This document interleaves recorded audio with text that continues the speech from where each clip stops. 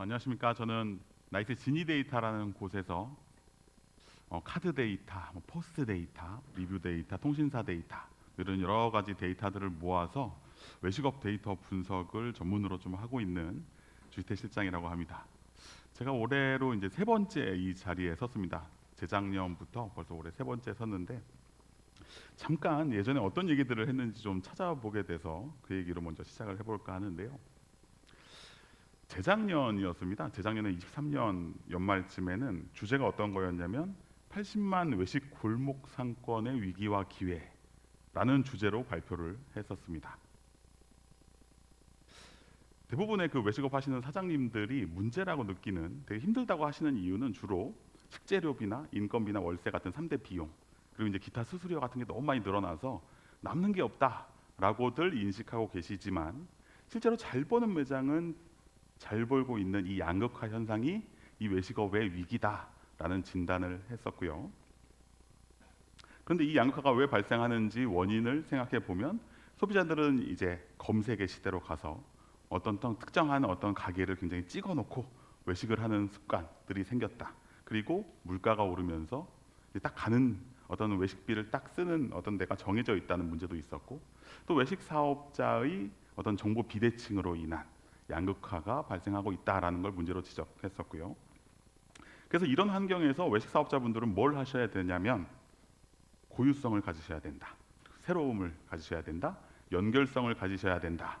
라는 세 가지 말씀으로 이제 결론을 지었는데, 그게 어떤 의미냐면 쉽게 말씀드리면 차별화된 포인트가 있어야 된다는 게 결론이었습니다. 이게 재작년에 발표를 했던 내용이었고요. 그러다 작년에는 이렇게 제가 주제가 밸런스였는데 이렇게 차별화된 포인트를 가져야 된다라고 말씀을 드렸더니 정말 한 가지 부분만 신경 쓰는 매장들이 너무 많아졌어요. 그래서 다시 좀 돌아와서 이렇게 만족도라는 걸 둥글둥글하게 만드는 어떤 매장이 필요하다. 이게 작년도의 주제였습니다. 그래서 각 업종마다 중요한 가치가 다르다는 얘기도 잠깐 드렸었고, 이 얘기는 이따가 조금 더 자세하게 또 한 번 더 드릴 거고요. 어떤 메뉴 구성이나 가격 설정이나 아니면 종합적인 만족도가 이렇게 둥글둥글하게 가는 게 지금 외식 사업에서는 필요하다라는 게 작년도의 주제였습니다. 그런데 이제 올해 무슨 주제로 발표를 해야 될까를 고민하는 어떤 배경 설명을 좀 먼저 드려야 될 것 같은데요. 저는 이제 외식업 이런 데이터 분석을 한 지는 한 15년 정도 됐는데, 한 4년 전부터 이렇게 앉아서 데이터 분석만 하는 사람이 마치 이렇게 탁상 공론처럼 현장을 잘 모르는 사람이 될까봐 한 4년 전부터 유튜브를 시작했습니다. 그래서 매주 한 상권씩 찾아가는 거예요. 유행하는 상권도 가보고 좀 몰락하는 상권도 가보고 뜨는 상권도 가보면서, 근데 그 상권에 가서 무슨 일을 하냐면 그 상권에서 요즘에 유행하는 가게들, 그래서 좀 인기 있는 맛집들, 그런 데들을 이렇게 데이터로 먼저 뽑아서 그 집들을 취재하러 다녔습니다. 4년 동안 한 주도 빠지지 않고 이렇게 상권들을 다니면서 주로 뭘 보는 거냐면 어디가 맛집이고 왜 그 맛집은 잘 될까, 이걸 찾는 게 이제 유튜브를 하고 있는 제 목적이었죠. 그러다 작년부터는 네이버 리뷰도 쓰기 시작했습니다. 저희가 이제 리뷰 데이터를 모아서 데이터 분석을 하는데 제가 리뷰를 좀 써야 이 리뷰가 무슨 의미인지를 알 수 있을 것 같더라고요. 그래서 한 1년 정도 리뷰를 한 500개 정도 썼더니 저렇게 탑 30이 됐습니다. 저게 저를 좀 측정하는 도구처럼 쓰고 있는데, 여기선 주로 뭘 보냐면 맛집만 찾아가는 게 아니라 그냥 매일매일 가는 커피 전문점, 그리고 우리 회식하는 공간, 아니면 주말에 우리 가족이랑 외식하는 공간, 이렇게 꼭 맛집만 찾아가는 게 아니라 뭐 그냥 평범한 외식 매장들을 찾아다니면서 어디는 손님이 많고 어디는 손님이 적지, 그 이유는 뭘까, 이런 것들을 조금 찾게 되었습니다. 그러다가 올해는 어디까지 갔냐면 저희 사이트에서 이제 신청을 받아서 좀 어려운 외식 매장들의 어떤 컨설팅 신청을 받았어요. 이런 분들은 이제 아무리 열심히 노력해도 매출이 잘 안 나오는 분들, 매출이 떨어지는 매장들, 그런 매장들을 실제로 찾아다니면서 여기서 이제 찾고자 하는 건 이 매장에는 왜 손님이 없을까? 왜 손님들은 이 매장을 찾지 않을까? 이거를 이제 계속 고민하게 됐습니다. 그러면 아까 유튜브를 하면서는 그 상권에서 맛집들, 그다음에 리뷰를 쓰면서는 그냥 평범한 매장들, 그리고 또 컨설팅을 하면서는 굉장히 좀 부진한 매장들까지 이렇게 고루고루 보면서 느낀 한 가지 결론이 뭐였냐면 수준이 다르다는 거였어요. 그래서 약간 좀 반성도 좀 들었습니다. 23, 24년도에 발표했던 내용이 고유성을 찾아야 된다, 밸런싱 있게 이렇게 두루두루 만족도를 갖춰야 된다라는 내용으로 발표를 드린 건 지금도 굉장히 해당하는 내용이라고 생각하지만 이게 과연 누구를 위한 발표였을까? 아마 이 외식업에서 상위 10% 20% 잘하는 매장들을 위한 솔루션이 아니었을까라는 반성이 들었어요. 그래서 우리나라에 있는 외식업체가 한 80만 개 정도 있는데 하위에 있는 매장들은 이렇게 제가 말씀드린 부분이 잘 먹히지 않았겠구나라는 좀 반성을 하게 됐습니다. 그래서 오늘의 주제는 자기 수준 진단, 그리고 그 자기 수준에 맞는 어떤 외식업 전략 방향 설정, 이런 것들을 올해의 주제로 해보면 좋지 않을까. 그래서 올해의 주제를 이렇게 선정을 하게 됐고요. 그런데 외식업은 이렇게 좀 발전하는 게 참 쉽지가 않습니다. 예시를 좀 들어보자면 우리가 이제 다이어트를 할 때를 한번 좀 비교를 한번 해서 설명을 드려볼게요. 일단 첫 번째로는 충격을 받습니다. 체중계에 올라갔더니 충격적인 숫자가 나왔어요. 아니면 친구들이 너 너무 살쪘다라는 말을 하고 너무 충격을 받았어요. 그럼 어떤 계기가 있죠.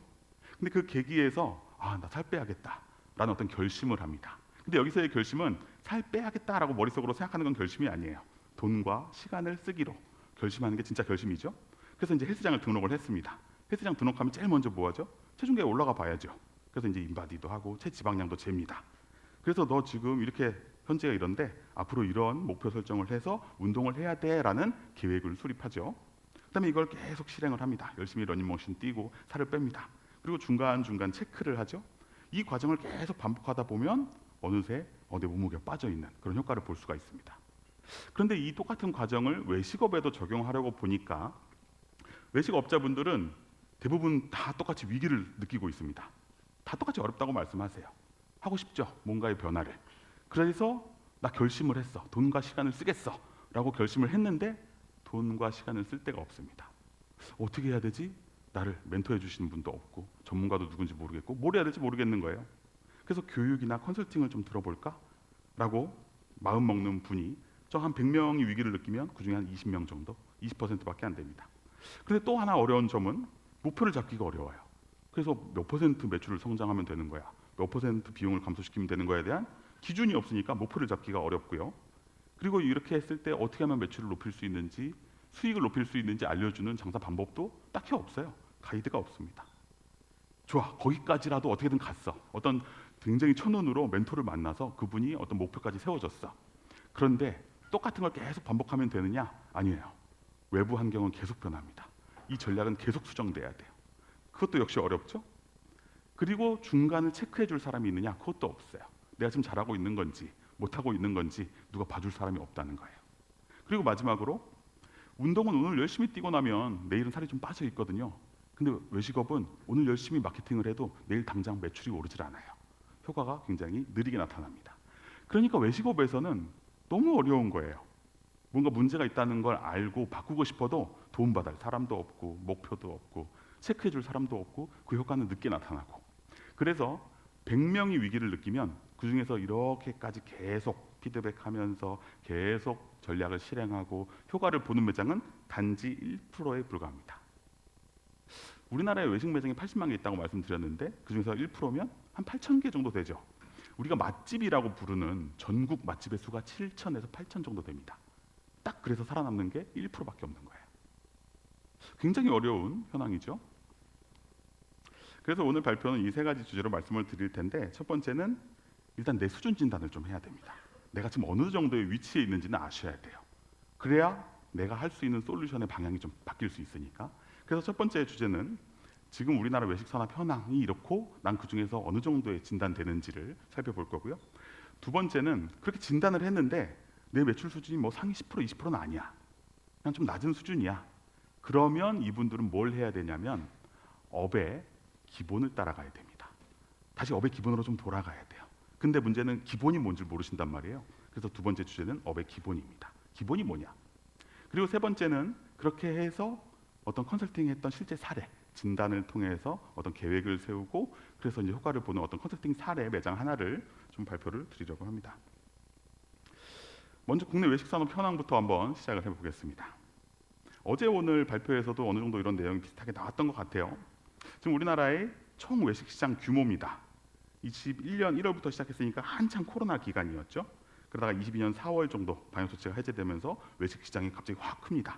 그러면서 23년도에는 뭐가 있었냐면 코로나 기간 동안 2년 동안 돈을 못 썼으니까 외식업이 다 뛰어나와서 보복 소비를 하죠. 그래서 23년도에는 매출이 굉장히 많이 오른 것처럼 보입니다. 그러다가 24, 25년도에는 정체기 조정기, 아까 앞서는 성숙기라고도 말씀하셨죠? 맞습니다. 정체기 조정기에 들어갔습니다. 이제 더 이상 성장할 때까지 간 거죠. 약간 이미 어느 정도 이제 포화 상태에 빠졌다는 걸 반증하고 있습니다. 두 번째로 배달 시장을 보면요. 배달 시장은 외식과 배달은 어쩔 수 없이 양면처럼 움직일 수밖에 없어요. 아까 코로나 기간에는 굉장히 배달은 좋았는데 코로나가 끝나고 보복 소비가 나타난 23년도에는 살짝 성장률이 떨어집니다.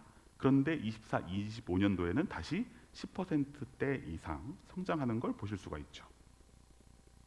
이걸 비율로 나타내 보면 전체 또 홀 중심의 오프라인 매장 중심의 어떤 영업과 배달을 비교를 해보면 예전에 코로나가 한창일 때 배달의 비중이 16.5% 정도였어요. 그런데 이제 코로나가 풀리고 13%, 12%로 이제 배달 비중이 줄어들다가 다시 24, 25년도에는 16% 수준까지도 다시 올라왔습니다. 그럼 우리는 이제 이 정도의 시장 흐름을 읽고 있어야 된다는 거죠. 아, 외식은 정체기에 들어갔고 배달은 계속 성장하고 있구나. 그럼 앞으로의 성장 가능성은 배달 쪽에 좀 더 있겠다라는 건 알고 계셔야 된다는 겁니다. 자, 두 번째 자료는 이제 각 업종별로 매출을 잘하는 상위 10% 매장부터 매출이 좀 낮은 하위 10% 매장까지 10등급으로 나눠서 평균 매출을 한번 분석을 해봤는데요. 여기에는 의미가 4가지나 담겨 있습니다. 첫 번째 의미는 어떤 거냐면 업종별로 기대할 수 있는 매출이 있어요. 내가 이 업종을 창업하면, 내가 지금 이 업종을 운영하고 있으면 이 정도는 벌어야지라는 그 기대 매출이 업종마다 다르다는 사실을 첫 번째로 알 수 있고요. 두 번째는 저 여기서 보시는 그 옆에 빨간색으로 표시된 저 숫자가 어떤 숫자냐면 상위 10% 매장이 전체에서 차지하는 비중입니다. 상위 10% 매장이 전체 시장에서 저만큼을 가져간다는 거예요. 그러니까 양극화가 심한 업종이 어떤 것이고 좀 덜한 업종이 어떤 것인지 두 번째 사실을 알 수 있고요. 세 번째는 외식 매장을 하시는 분들은 내 월 매출은 알고 계시죠? 그럼 내가 저 중에서 상위 몇 % 정도에 해당하는지 보실 수 있겠죠? 그러니까 진단이 된다는 거예요. 세 번째로. 그리고 마지막으로 일반 음식점의 경우에는 예전에는 좀 기대 매출, 그러니까 BEP라고 하는 손익분기점 매출이 높았는데 요즘은 굉장히 낮아졌어요. 그래서 일반 음식점 같은 경우에는 월 매출 한 3천만 원 정도를 기준으로 봅니다. 약간 조금 더 높은 업종들도 있긴 하지만 3천만 원을 기준으로 봤을 때 내가 상위 몇 %에 속해야 3천만 원을 할 수 있는지를 보실 수 있는 자료예요. 다시 말해서 일반 한식 같은 것을 한번 설명을 해드리면 상위 10% 매출이 월 매출이 8천만 원 정도, 그러니까 장사를 잘하는 매장은 8천만 원 정도를 벌고 있는데 3천만 원 정도는 벌어야 좀 살만한데 상위 20% 매장도 3천만 원이 안 되죠. 다시 말하면 상위 10% 매장 안에 들어가야만 살아날 수 있는 업종이라는 뜻입니다. 그 옆에 해장국 감자탕집을 보시면 기대 매출이 일반 한식보다 조금 높죠. 그리고 3천만 원을 기준으로 한다면 약 상위 30% 이상에만 들어가면 그래도 좀 문이 넓은 업종이라는 거예요. 해장국은. 부대찌개를 한번 보세요. 상위 10% 매출이 5,600만 원밖에 안 됩니다. 다른 업종들에 비해서 기대 매출 자체가 낮죠. 왜? 부대찌개는 점심과 그러니까 저녁 매출이, 주말 매출이 없는 업종이에요. 그래서 원래 처음부터 기대 매출이 낮아요. 그리고 설렁탕을 보시면 굉장히 높죠. 또 이번에는 1억 3천만 원 정도로 상위 10% 매장이 굉장히 많이 벌고 있고 상위 30% 안에만 들어가면 그래도 나는 어느 정도 먹고 살만한 업종이 설렁탕이고요. 추어탕도 비슷합니다. 어떤 공통점이 있는지를 잘 지금부터 찾으셔야 되는 거예요. 고깃집을 한번 볼게요. 삼겹살 업종은 상위 10% 매장이 1억 2천 정도 봅니다. 근데 고깃집은 약간 단가도 높고 재료비도 좀 더 비중이 높기 때문에 한 4,500만 원 정도 수준을 중간 표준으로 보거든요. 그럼 4,500만 원은 한 상위 20% 안에는 들어가야 그 안에 포함이 되는 것이고 곱창집은 상위 10% 안에 들어가지 못하면 4,500을 찍기는 어려운 것 같아요. 그리고 족발집은, 보쌈집은 기대 매출 자체도 낮고 상위 20%에 떨어져 버리면 약간 장사가 힘들어지는 업종으로 분류를 할 수가 있겠죠. 닭집, 닭 요리를 전문으로 하는. 근데 이제 치킨 전문점은 여기에는 이제 배달 매출이 빠져 있는 거니까 여기서 한 2배 정도 업해서 보시면 되는데 그러더라도 역시 치킨도 굉장히 좀 몰려 있는 업종이고요. 닭갈비. 근데 삼계탕 한번 보시면 야, 삼계탕은 10%가 1억 2천만 원 벌고 상위 20%도 5,100만 원 정도는 버네. 약간 조금 더 문이 넓은 업종인 걸 이제 좀 보이시죠. 그런데 찜닭 업종은 상위 10%도 3,800만 원밖에 안 돼요. 월 매출이. 그러다가 상위 20%에 떨어져 버리면 월 1,000만 원밖에 못 버는 굉장히 영세한 업종이라는 거예요. 해산물 쪽을 보면 횟집, 낙지 오징어, 생선찜 굉장히 기대 매출도 높은 편이고 양극화도 어느 정도 중간 정도의 비중을 보이고 있죠. 반대로 아기 전문점이나 매운탕 전문점은 기대 매출도 좀 낮은 편입니다. 여기서 이제 숫자들을 보실 때 40%대가 평균이라는 걸 이제 보실 수 있을 거예요. 그러니까 상위 10% 매장이 전체 시장의 40% 정도를 가져가는 게 거의 평균. 근데 이제 50% 정도로 가져간다 그러면 굉장히 양극화가 심한 업종이고 30%대면 양극화가 좀 덜한 업종이라고 보시면 돼요.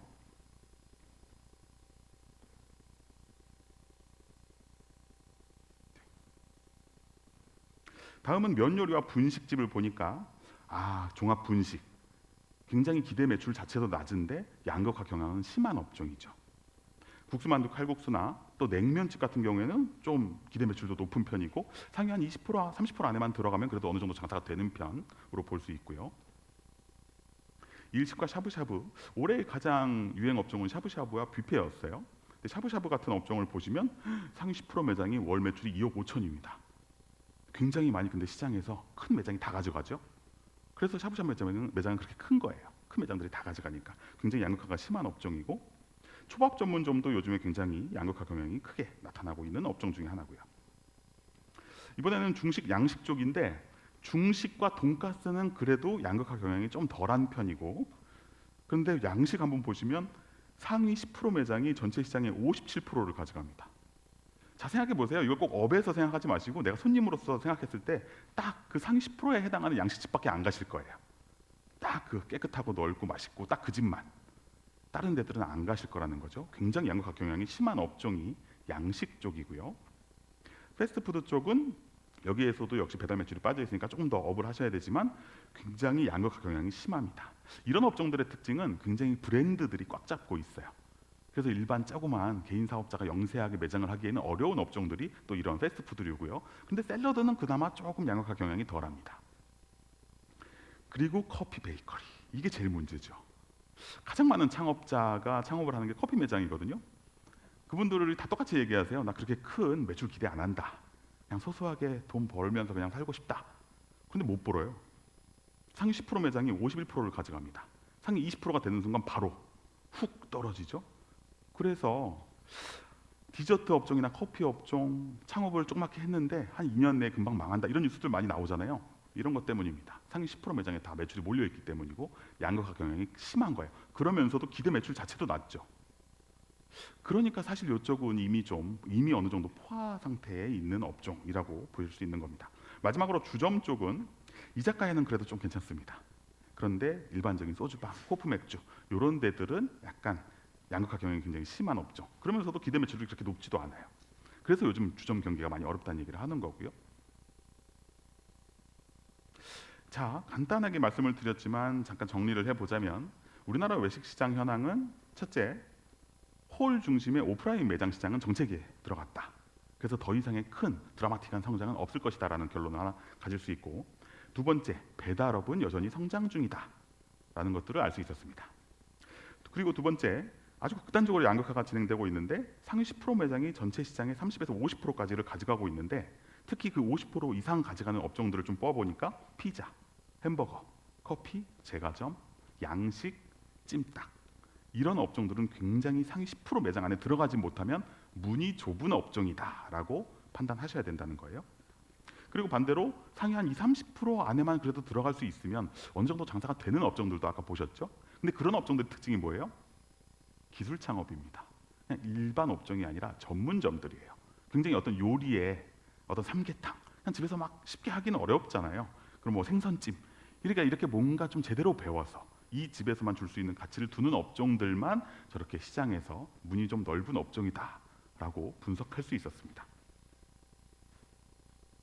이렇게 해서 진단을 했어요. 아까 그 표를 봤더니 나 저 중에서 한 상위 한 40% 정도 되네. 이걸 어느 정도 느끼셨을 거예요. 그런데 여기서 이제 그 다음 스텝으로 뭘 가야 되냐면 내가 저 상위 20% 30% 안에 들어가는 매출 수준을 안 가지고 있는 매장들, 평균 매출보다 좀 낮은 매장들은 업의 기본을 가셔야 되는데 업의 가장 기본. 근데 그 기본을 이렇게 표현하면 될 것 같아요. 고객이 이 업종에서 기대하는 가치가 있어요. 쉽게 설명드리면 제가 오늘 커피 전문점에 가면 커피 전문점에서 기대하는 가치가 있고 저녁에 삼겹살을 먹으러 가면 삼겹살집에서 기대하는 가치가 있어요. 근데 그 가치가 이 업의 기본인데 그걸 모르시고 창업을 하시는 분들, 업을 운영하시는 분들이 너무 많다는 거예요. 그 얘기를 지금부터 어떤 게 기본인지를 좀 설명드리려고 하는데 저 멘트를 한번 읽어보겠습니다. 기본만 하면 중간은 간다. 제가 아까 그 열심히 유튜브도 하고 리뷰도 쓰고 컨설팅도 하면서 느낀 건 딱 저거밖에 없었어요. 그리고 다시 한번 생각해 보시면 자 우리가 맛집이라는 데를 가요. 굉장히 전국에서 유명한 데를 가요. 그럼 대단히 맛있나요? 대단히 친절하고 대단히 깔끔해요? 그렇지 않아요. 굉장히 그냥 슴슴한 맛이고 그냥 맛집인 건 알겠는데 뭐 그렇게까지 이렇게 된단 말이에요. 근데 그게 기본을 충실하게 지키는 매장들이 맛집인 거예요. 그럼 나머지 매장들, 하위 80% 매장들은 그 기본을 잘 못 지키는 거예요. 그래서 뭘 지켜야 되는지 그 얘기를 지금부터 잠깐 드리려고 합니다. 첫 번째 자료는 이 아이템의 수명 주기가 원래 처음부터 정해져 있어요. 그래서 이거는 평균 업력이 짧은 업종들입니다. 평균 운영 개월이 원래 짧은 업종들이에요. 그래서 파란색으로 표시한 것들은 보시면 외국식이고요. 빨간색 글씨로 표현한 것들은 주로 커피나 디저트류고 노란색으로 표시한 거는 뷔페예요. 그러니까 업력이 원래 짧은 업종은 저렇게 세 군집으로 좀 나뉘어져 있어요. 근데 이 군집들의 공통적인 특징이 뭔지 아세요? 이런 업종을 갈 때는 우리가 새로움을 기대합니다. 새로움을 기대하고 가는 업종들이에요. 예를 들어서 양식당에 간다고 한번 생각을 해볼게요. 이탈리안 레스토랑에 가는데 매장도 크고 깔끔하고 메뉴도 새로 나왔고 그리고 이번에 새로 오픈해서 깔끔하고 꼭 가고 싶어. 그렇게 해서 선택하는 업종들이라는 거예요. 그런데 그 매장이 한 2년 되고 3년 되고 하면 식상해지죠. 식상해지고 이제 좀 낡았고 메뉴도 이제 먹어봤고 그런데 바로 옆에 또 새로운 매장이 생기면 이제 그걸로 가는 거예요. 그러니까 이런 업종들은 생애 주기가 짧죠. 수명 주기가 짧아요. 뷔페도 한번 생각해 보세요. 오늘은 맛있게 먹었어요. 그 내일도 가, 내일 모레도 가. 그러면 바로 식상해집니다. 바로 옆에 새로운 뷔페를 찾아가게 돼 있어요. 그러니까 이런 업종들은 처음에 태생부터 생애 주기가 짧은 업종이라는 거예요. 이걸 알고 운영을 하시고 이걸 알고 창업을 하셔야죠. 그럼 반대로 생애 주기가 긴 업종들은 뭐가 있는지 봤더니 첫 번째는 닭집들. 자, 토종닭, 오닭 이런 매장들 몇 년 가는지 보세요. 한 10년, 20년 간다고요. 이렇게 닭 요리를 전문점으로 하거나 또 한식, 또 수산물 대부분 다 한식류죠. 그러니까 이런 업종들은 우리가 이 업종에 갈 때 기대하는 가치가 새로움이 아니라 아는 맛이에요. 아는 맛을 찾아가는 업종들이에요. 이런 업종들은 그러니까 꼭 새로움을 주실 필요가 없고 새로운 매장보다 노포 맛집의 인기가 높아요. 이런 업종들은 당연히 수명 주기가 긴 거죠. 내가 이번에 창업을 하는데 10년은 운영하고 싶어. 그럼 이런 업종들 중에서 선택을 해야 된다는 거예요. 아까 저 앞에 업종들이 아니라. 이건 이미 결정된다는 겁니다. 두 번째 자료는 프랜차이즈 비율인데요. 창업자분들이 저한테 많이 물어보시는 것 중에 하나예요. 이 업종은 창업을 하려고 하는데 돈이 조금 더 들어가더라도 프랜차이즈로 창업하는 게 나을까요? 개인 사업을 하는 게 나을까요? 그럼 저는 이 자료를 드리면서 똑같이 얘기를 드리는 것 같아요. 자, 소비자들이 뭐라고 인식하는지를 봐야 된다. 자, 보시면 업종들 보시면 뷔페나 죽, 햄버거, 피자, 치킨, 떡볶이, 찜닭, 우동 이런 업종들의 프랜차이즈 비율이 굉장히 높거든요. 이런 업종들의 공통점은 뭐냐면 본사 유통이 필요한 뷔페나 또 반조리 상태의 유통이 가능한 메뉴들 그리고 패스트푸드 그리고 배달 업종이에요. 이런 시장에서는 패스트푸드가 프랜차이즈가 먹힌다는 거예요. 다시 말하면 고객들이 인식 속에 그냥 그 치킨을 먹는다고 생각하면 그냥 그 브랜드 중에서 고르게 돼 있어요. 그러면 약간 프랜차이즈가 조금 더 유리하지 않을까요? 내가 어떤 특별한 기술이 있고 매장을 크게 하고 할 자신이 없다면 이런 업종들은 약간 프랜차이즈 선택이 더 유리할 수도 있지 않을까 이렇게 생각해 볼 수 있고요. 반대로 프랜차이즈 비율이 낮은 업종들을 보면 중국집, 삼계탕, 냉면, 일시, 곱창, 케이크, 참치 이런 업종들의 특징은 뭐냐면 매장별로 맛을 통일하거나 하기가 어려워요. 굉장히 요리예요. 각 매장마다 맛이 다를 수밖에 없어요. 그런 업종들은 프랜차이즈 비율이 낮아요. 이런 업종들은 약간 개인 창업을 하셔도 프랜차이즈와 싸워서 어떤 경쟁력이 있는 업종들인 거죠.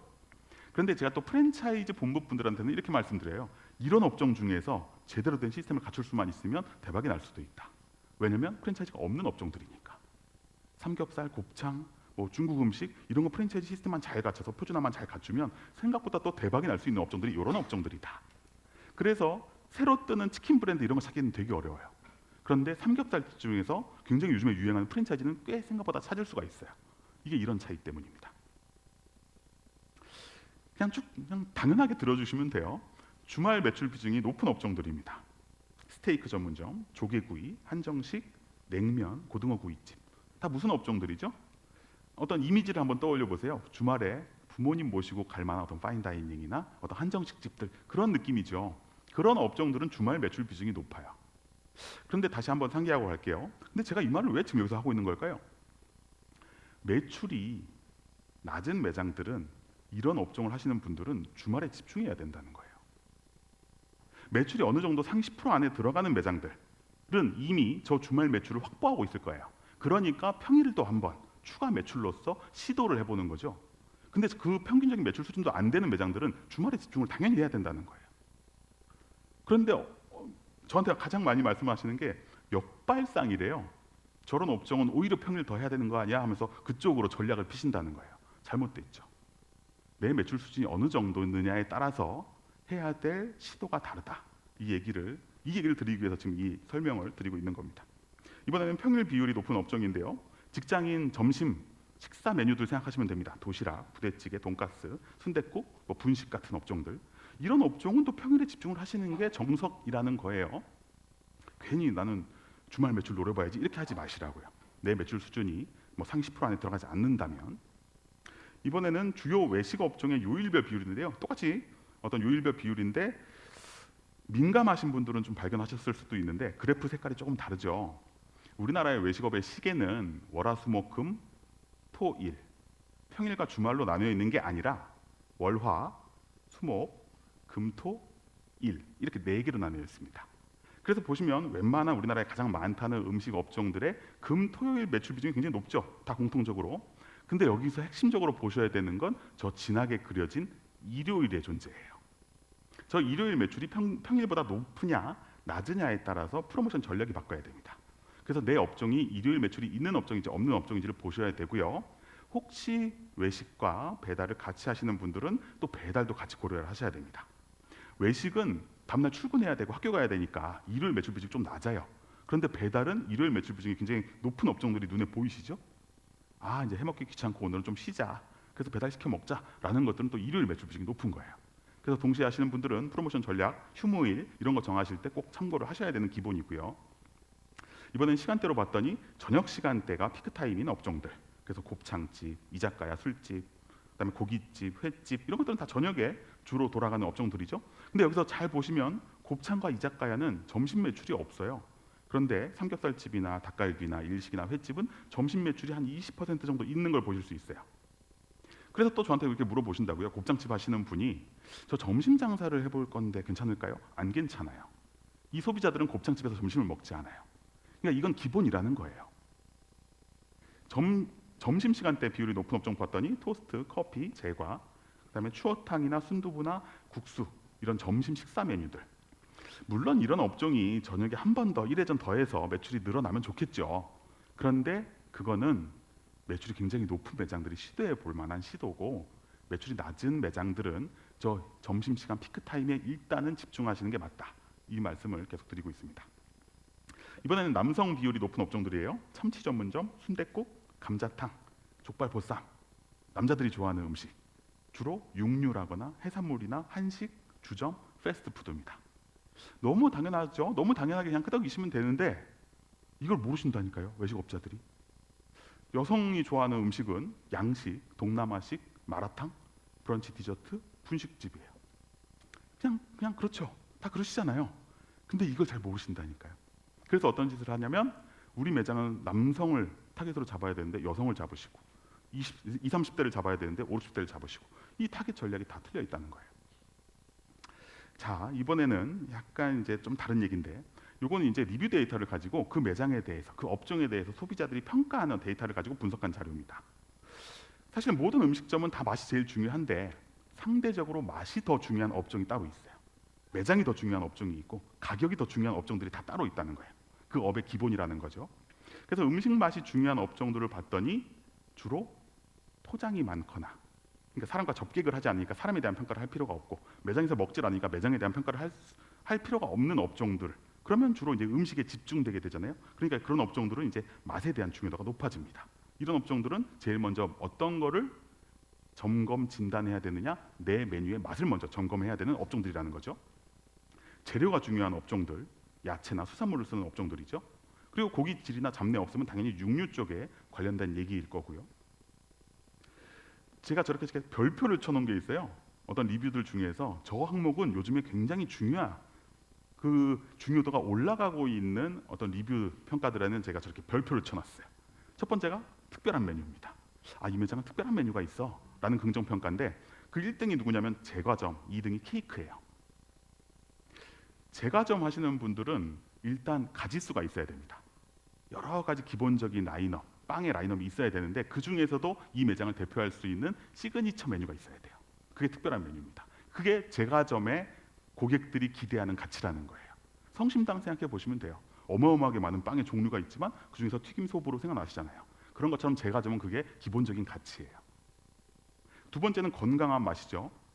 어제 오늘 모든 연사분들께서 다 똑같이 강조하셨죠. 건강. 그래서 요즘에 그 매장에 건강한 맛이에요 라는 리뷰가 달리면 굉장히 매출 상승 효과가 큽니다. 굉장히 중요한 키워드고요. 세 번째는 현지 맛이에요.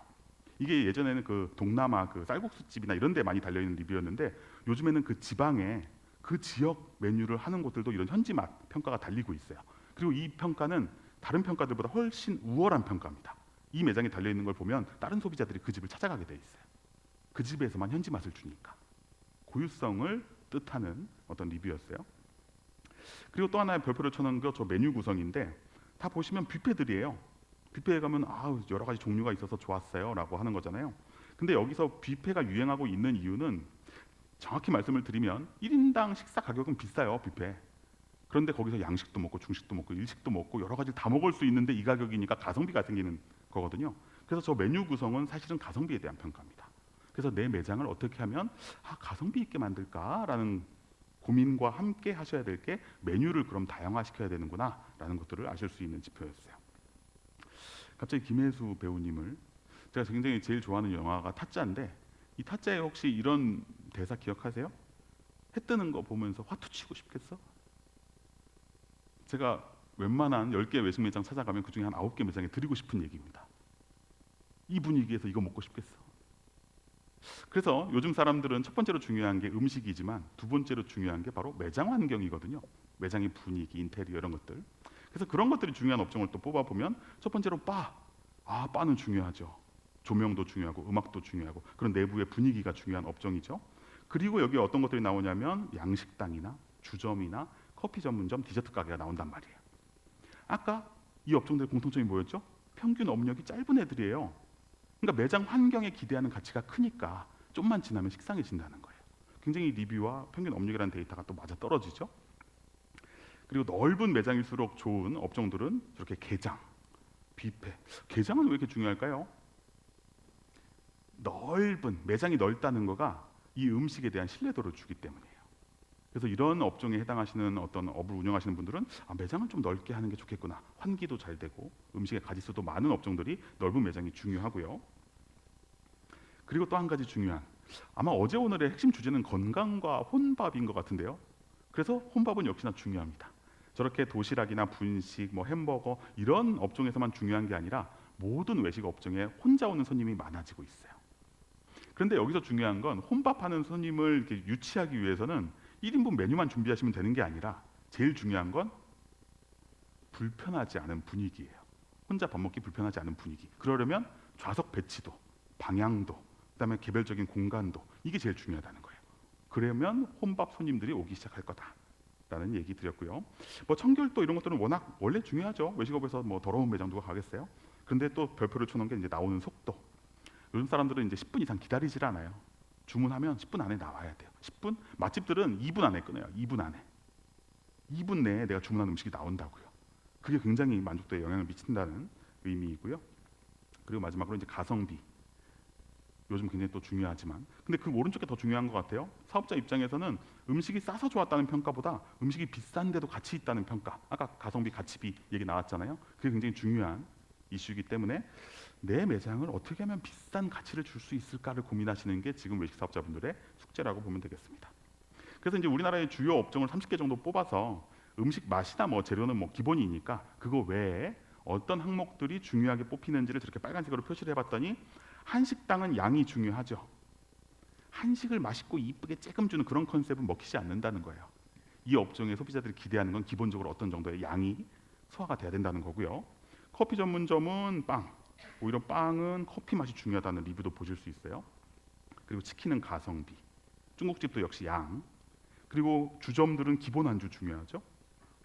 그리고 또 동남아 음식은 현지 맛 이런 거 중요하고요. 햄버거 매장은 혼밥 이런 거 굉장히 중요하고, 이 각각의 업종마다 추구해야 되는 가치가 다르다. 그러면 저 매장을 운영하시는 분들은 제일 먼저 점검해야 될 대상이 저거라는 거예요. 맛이 아니라 저거부터 점검을 하시는 게 순서다라는 얘기를 드립니다. 근데 그게 이렇게 업종마다만 있는 게 아니라 또 지역별로 다 달라요. 근데 이걸 어떻게 다 알겠어요? 그래서 이걸 확인할 수 있는 사이트가 이제 더위식 나침반이라는 사이트가 있습니다.